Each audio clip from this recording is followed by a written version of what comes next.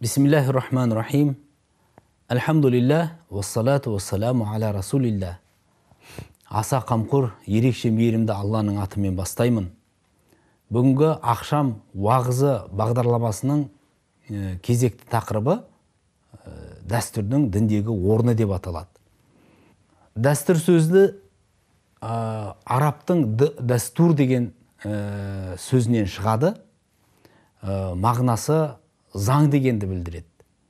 Бүгінгі күнде араб елдерінде дәстүр сөзі конституцияны меңзейді. Яғни олар өздерінің конституциясын дәстүр деп атайды. Дәстүр қазақ ұғымында қазақ халқының жылдар бойы, ғасырлар бойы қалыптасқан өмір сүру салты, әдет ғұрпы сияқты мәдени құндылыққа айтылады. Құранда жалпы әр елдің өзінің дәстүрі, салты, әдет ғұрпы бар екені аяттарда келген. Мысалы, Құжырат сүресінің 13-ші аятында Алла тағала былай дейді. Аузу биллахи минаш шайтанир раджим. Я айюхан насу инна халақнакум мин закарин ва унса ва жаалнакум шуубан ва қабаиля литаарафу инна акрамакум индаллахи атқакум.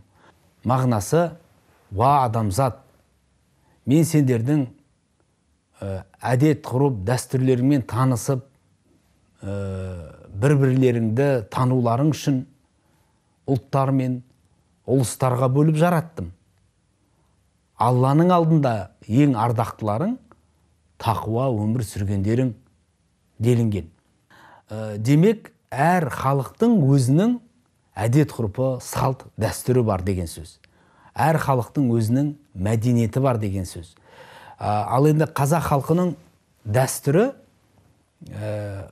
осы қазақ жеріне ислам діні 12 ғасыр бұрын кірген болса, осы 12 ғасыр ішінде қазақтың салт дәстүрі исламдағы негізгі құндылықтарменен сабақтасып, соған негізделіп келді десек артық айтпаймыз. Демек, қазақтың дәстүрі ол ислам дініндегі құндылық. Ислам дініндегі құндылық қазақтың салт дәстүріндегі құндылық. Екеуі сабақтасып, синкреттеліп жатыр. Құранда салт дәстүр, әдет ғұрыптың белгілі бір мақсаттарда негіз болатынын меңзейді. Мысал үшін, Ғафир сүресінің 199-шы аятында Алла тағала былай дейді: Хузил афва ва'мур бил урф. Сен ғафу жолын ұстан, мейірімділік жолын ұстан, және ғұрыппенен әмірет дейді. Яғни кейбір істерді әдет ғұрыпқа қарап шеш дейді. Осындай бір қағида қалыптасқан. Мұсылмандар нені жақсы деп саналса, ислам дінінде ол бір құндылық болып саналады деп. Ислам дініндегі құндылық адамдардың өміріндегі жақсы деген ұғымға сиятын құндылық болып қалады дейді. Демек, шариғат әр елдің әдет ғұрпын, салт дәстүрін сыйлайды.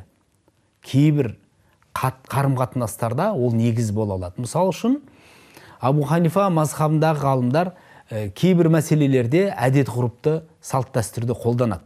Мысал үшін, белгілі бір қалыңдықтың қалың малы қанша болу керек деген сұрақ туында белгісіз болған жағдайда, дәстүрде, салт дәстүрде сол өңірдің, сол елдің жаңағы қалың мал беру деңгейі немесе мөлшері қандай екені негізге алынады. Мысал үшін, жаңағы оның туған апасы, сіңілісі, қалыңдықтың немесе нағашы апасы, нағашы сіңілісі деген сияқты адамдардың қалың малы қандай болса, сол дәстүр болып, сол ғұрып болып саналып, ол сол негізде қалың малы белгіленеді дейді. Бұны әрине ғалымдар жаңағы Аъраф сүресінің 199-шы аятындағындай «Ва'мур бил урфи» ғұрыпқа салып шеш деген Алланың әміріне сыйғызып шешімін шығарады екен.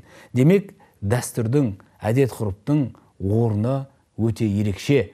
Біз айта аламыз, бүгінгі күнде қазақ халқының дәстүрі қазақ халқының әдет ғұрпы исламдағы негізгі құндылықтарменен байланысып, сіңісіп жатыр. Сондықтан осындай қағида туады. Дін мен дәстүр егіз ұғым деген қағида туады. Мысал үшін, қазақтың өмір салтында, қоғам мүшелерінің бір-бірімен қарым-қатынасында қалыптасқан дәстүрлерді алсақ, ол исламдағы құндылықтар болып табылады. Мысал үшін айтсақ, үлкенді құрметтеу, кішіні ізеттеу, әр адамның қоғамдағы орнына қарай қарым-қатынас жасау. Мысал үшін, қазақ халқында үлкенді төрге отырғызады, үлкен кісінің батасын алады. Мысал үшін, сондай бір елге танымал, сыйлы, аузы баталы адам келсе, балаларының аузына түкіртіп, содан бата алуға тырысады. Бұның бәрі пайғамбарымыздың өмірінде орын алған құндылықтар. Мысал үшін, Анас ибн Малик сахаба өзінің ұлы туылған кезде пайғамбарымызға алып келіп, аузына түкірткен екен. Пайғамбарымыз, яғни аузына түкірду деген бұл образды түрде айтылып отыр. Пайғамбарымыз құрманы шайнап, сол құрманың жаңағы езілген жұмсақ құрманың сөлін баланың таңдайына жаққан. Бұны шариғатта тахник дейді.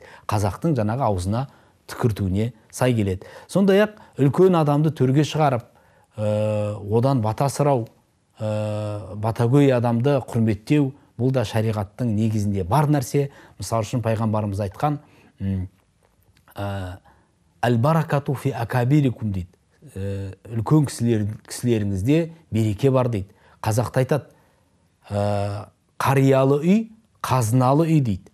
Яғни, қарияны құрметтеу, жасы үлкенді сыйлау, бұл жаңағы шариғаттағы бір құндылық. Қазақ халқының салт дәстүрінде бұл үлкен рөл ойнайтын әлеуметтік маңызы бар нәрсе. Сондай-ақ пайғамбарымыз айтқан, әнзилун нәсә маназилахум, адамдарды құрмет орнына қарай қарым-қатынас жасаңдар деп.